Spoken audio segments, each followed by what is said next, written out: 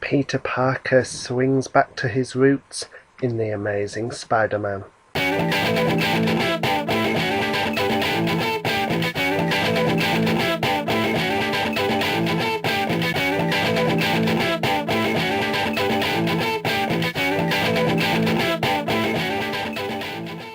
Hi everyone, it's me Ben and welcome to Entertainment Zone. I'm finally here for my review of The Amazing Spider-Man. I actually saw the movie last week, the day after it came out, but I've just been so busy what with work and different things going on that I haven't had time to film a review, but I'm here for it now. So my initial thoughts on the movie. I was actually impressed. I was impressed. Yes, it is similar to Raimi's original. Again, we are dealing with the origins of Spider-Man, but I do like that it's not exactly a carbon copy of Sam Raimi's origin story for Peter. It's got its own fresh twist, and I think that's a good thing. I also am a big fan of the character of Gwen Stacy in the comic book world, and I think it's great that they chose her over Mary Jane when doing a Spider-Man reboot.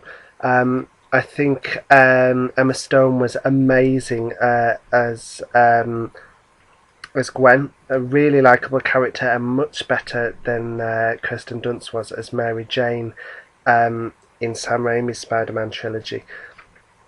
Andrew Garfireld was spot on as Peter. Peter was still this, geek, but he was also a little bit cool. But he was also the wisecracking Spider-Man that we all know and love.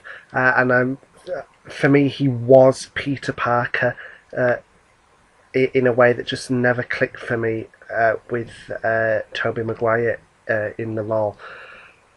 Rhys Ifans as the Lizard. Now, I've been wanting the Lizard as a Spider-Man villain for a while, and to me it made perfect sense to do it in an origin story as well, rather than using Green Goblin straight away. Having the connection there with Kirk Connors. I really like that, and I really like the fact that the mythology for Peter's parents and the connection they have to Kirk Connors all ties into this new origin story. But yeah, he did a great job as the Lizard. The Lizard looked really cool too. The only thing that annoyed me about the Lizard was its mouth. For some reason, the mouth kind of I was a bit like, oh. But all in all, I thought the Lizard was a great choice of villain. I should also mention Martin Sheen as Uncle Ben. I actually think that he gave an amazing performance and really captured what the Uncle Ben character is.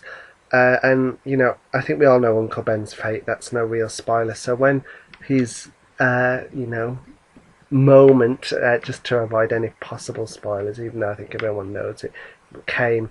It was really touching because I think Sheen just got that character spot on.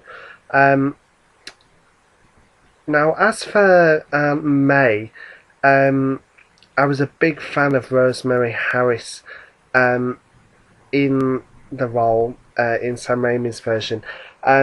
So I had a bit of difficulty taking to Sally Field as Aunt May. But I think that's because, as I said, I found Rosemary Harris spot on in the role. However, Sally Field by no means was bad. That's the thing. She did give a good performance. And she was a younger Aunt May compared to Sam Raimi's version of Aunt May. And she was more sprightly and dynamic, kind of how Aunt May is being portrayed now in Marvel, in the Marvel comic books. And I really do think that that this Spider-Man movie takes from both modern-day Spider-Man and the Ultimate Universe of Spider-Man to create this universe, whereas Sam Raimi's version was very faithful to the 60s version. And you know, I wanted to go into this movie and not trying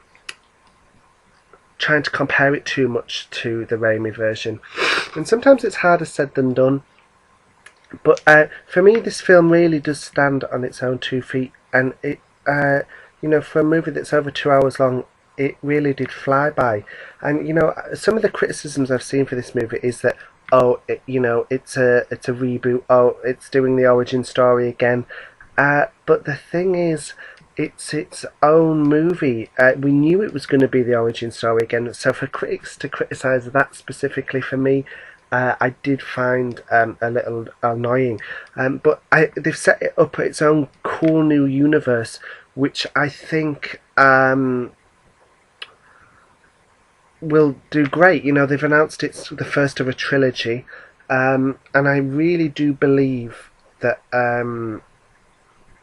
you know, this trilogy has the potential to be something really great, but also very different to Raimi's, and I'm really pleased about that. Visually, I also think the movie looked pretty awesome. The film is directed by Marc Webb. Yes, I know, Webb, what a story. Sorry, what a surname for the director of Spider-Man. But he did a great job. I quite like the visuals on the movie, and the 3D really worked for me, especially the web slinging scenes. Oh my god, cool stuff. So it's a good movie. I'd say it's kind of on the same level as Iron Man for me. For me, it wasn't like, in terms of Spider-Man, it wasn't Spider-Man 2 level yet, but I kind of think it was on par with Spider-Man 1, if not better. I really enjoyed The Amazing Spider-Man, and I'd probably give it 4 out of 5 or 8 out of 10, you know, depending which you want to take. But well worth checking out. It's the Spider-Man for a new era now, and long may Andrew Garfield be in the role. He did a real great job, and having a wisecracking Spider-Man is just brilliant. I can't stress that enough. The movie also has a cool soundtrack. Lately I've been picking up on soundtracks in movies, and the soundtrack in this movie especially I found kind of catchy, so props to the soundtrack. You know, this movie has gone down a bit like Prometheus, kind of what I'm calling Prometheus syndrome. You know, half people really love it, half people really hate it. But you know, I think it's a real solid movie, and it's Spider-Man how it should be done. And I really think that this movie has a real emotional heart behind it. It packs an emotional punch, and I really think that works in the movie's favour. I am going to go into some spoilers now, so if you haven't seen the movie, go and see it and then come back and share your opinions with me. But if you have seen the movie, carry on watching and see if you agree with my thoughts on certain spoilers. Okay, so here is your spoiler warning. Okay, so I mentioned I'm a big fan of the Gwen Stacy character, and anyone who reads the comics knows that Gwen is killed off. My problem here is that Emma Stone is just so likeable in the role that it's going to be a real tearjerker when she's killed off, you know, if they do decide to kill her off. I do believe they will. So yeah, you know, compared if they'd have killed Kirsten Dunst's Mary Jane off in the last version of Spider-Man, I think a lot of audiences wouldn't care, but a lot of people will care if or when Gwen dies in this Spider-Man universe. But that's just props to Emma Stone and how great she is. I also found it cool that they established pretty early on that Gwen knew who Spider-Man was, that she knew it was Peter. I think that really helped cement their relationship even further, you know. I also like the fact that they killed off Captain Stacy, Dennis Leary. Sticking to the comic books, I had a feeling this would happen. And I think they executed it brilliantly, and I think Leary was great. Interesting how they've done Norman Osborn in this movie. You know, kept him very much in the shadows, and I've mentioned he's a dying man. I'm wondering if the Green Goblin next time around, if he's going to be in the next movie, I do not know, but when they get to him, whether he's going to be a more physical transformation into a goblin-like creature, which I believe they did in the Ultimate Spider-Man comics. So it's going to be interesting how they do that. And of course, there's the mid-credit scene with Rhys Ifans as Kirk Connors, who's now been jailed after his lizard rampage. And I think you know, the person in the shadows he's talking to, for me, I think it's going to be Osborn. Surely it has to be Osborn. Could be someone else, but who knows? I've heard Michael Massey, I'm not sure how you pronounce his surname, played Man in Shadows. If he were to be cast as Osborn, I think that would be pretty cool casting. And going back to Uncle Ben's death, that really punched an emotional impact, because they really spent time developing Uncle Ben this time round, and his death was just, it was a killer. The movie really has so much more emotional heart to it. Spider-Man wasn't unmasked to too many people this time round, which is great as well. Gotta just add that in there. So yes, all in all, I enjoyed The Amazing Spider-Man. You know, it's kind of had the Prometheus syndrome, you know, I mentioned that earlier, with half people really loving it and half of the people really hating on it. So it'll be interesting to see how it ultimately ends up, but I, for one, cannot wait for the sequel, and this is Spider-Man how it should be done, in my personal opinion.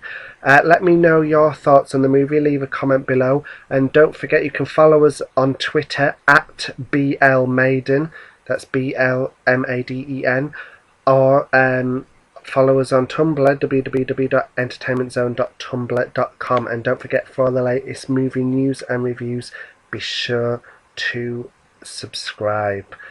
So take care, and I'll speak to you soon.